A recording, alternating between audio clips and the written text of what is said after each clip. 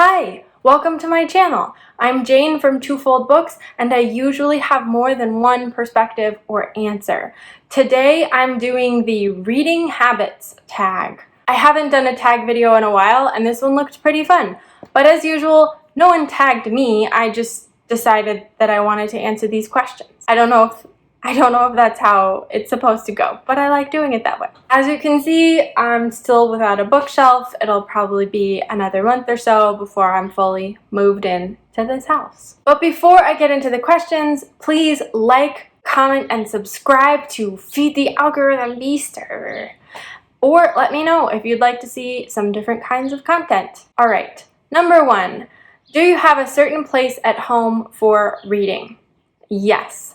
I typically live in pretty small places, or I've lived with roommates or family, and so the best space that's mine, that's my captain chair, is my bed.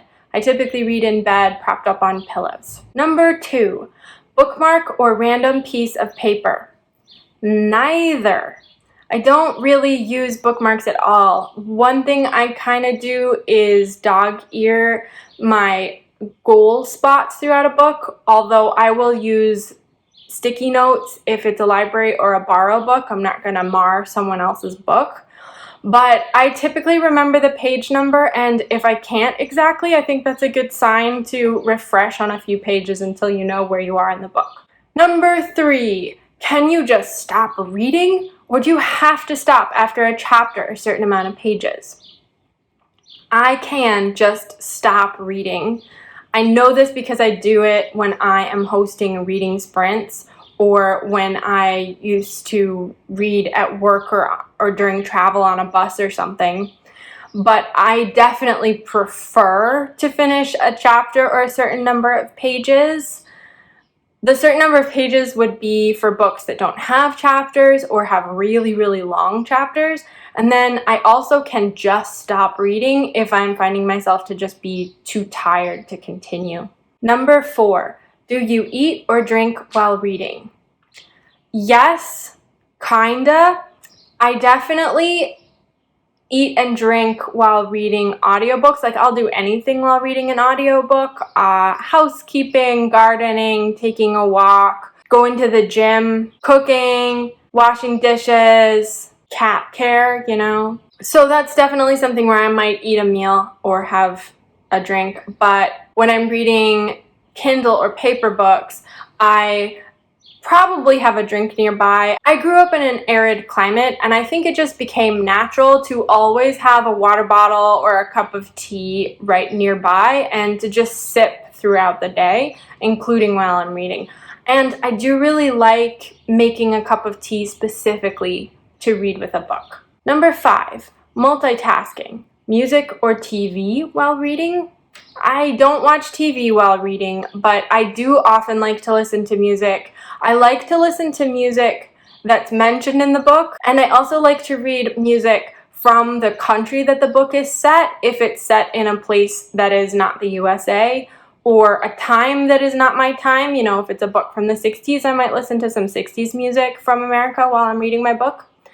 And then otherwise, I do really like classical music, or I also really like this music that I'll link it below, that is music composed specifically to relax cats.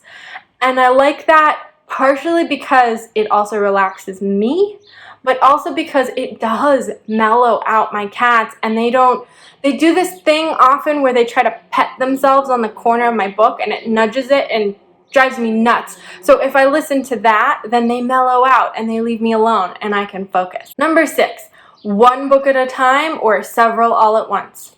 Several all at once, definitely.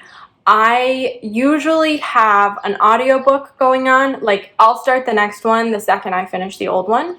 So I have an audiobook going on. I typically like to have something lighter, like a YA or an easy fiction. And then I also typically like to have some nonfiction going on. And there are times when I could end up starting another book from any of those categories.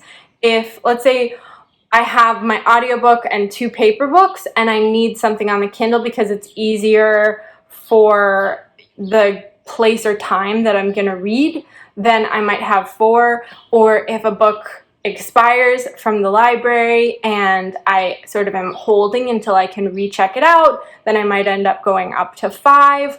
Or another time I'll go up to 5 is if, say, my nonfiction or maybe like an older canon classic or something that was translated is just a big brick of a book and it's more difficult to read. I'm not going to expect myself to finish that as quickly as other books I read, and so I'll give myself a pace of maybe like 10 pages a day or 30 pages a week and read it just very sparingly as I go through all the other books that satisfy my lust for words. 7. Reading at home or everywhere? I would say most places. When I drove a lot to get to work, I would do audiobooks in the car. I definitely do audiobooks at the gym. I definitely read while I'm taking a walk. That could be an audiobook or a paper book or a Kindle book. My favorite way to walk and read actually is a very specific path in this city where I've returned home to, of walking to the library and back from the library while I'm reading. To the point where I had a lot of friends, it's through a neighborhood where I had a lot of friends at one point, and they would see me and they would honk at me or wave at me, and then the next time they saw me, they were like, "You didn't answer me the last time I saw you." And I was like, "What are you talking about?" They were like, "I honked at you and you were reading and you didn't look up." And I was like, "Yeah, well, I was reading. I didn't know it was you. I'm sorry." I've also definitely been known to read on the bus or like go out to a coffee shop or a park to read just to not be in my house. I'm a little prone to staying in my house, so sometimes I'll challenge myself to be in other places because I think it's healthy to continue to make sure that I can go to those other places. Number 8, reading out loud or silently in your head. I guess I don't really do either. I don't know that when I'm reading for myself that I feel that I'm reading with my mouth every single word. I feel like that's one thing that makes some of us faster readers is we don't necessarily hit every word in our head the way we might say it out loud. It just sort of is a wash of content. And then the next wash of content, and then the next wash of content. I'm not missing anything. I could go back and read it out loud if asked, or if I wanted to quote something or highlight something. But it's not quite reading it silently in my head. And then I do, of course, really like to read aloud. It's something I've done in relationships or with family. I don't really have any friends who want to read out loud together, but I think that'd be really fun. I think that'd be really great. And I really love being read to by a person who's with me. Number 9, do you read ahead or even skip pages? I might jump to the end of a paragraph now and then on accident or because I'm really excited about what will come next, but I don't do it on purpose and I don't skip pages. Number 10, breaking the spine or keeping it like new. I would love to keep my books in mint condition, but I don't think I'm capable of it.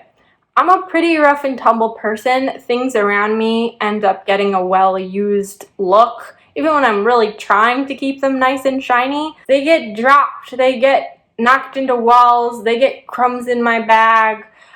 It's just what happens. And number 11, do you write in your books?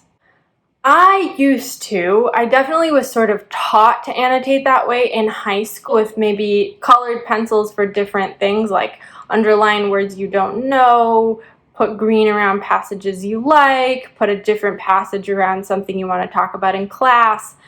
And I kind of regret doing that. I'll go back and look at copies that I had from high school, and it just looks messy to me now, and it doesn't mean anything. I don't look at that or look at my comments in the margin and think like, oh wow, I forgot I felt that way. I'm just like, I don't entirely know what this means, and I don't really care. I don't do that anymore. There have been times I maybe would do it with a Post-it. Sometimes I've also maybe put things later into like a note on my phone that I could look at later and just check if I were ever going to reread the book. So those are my reading habits for the tag.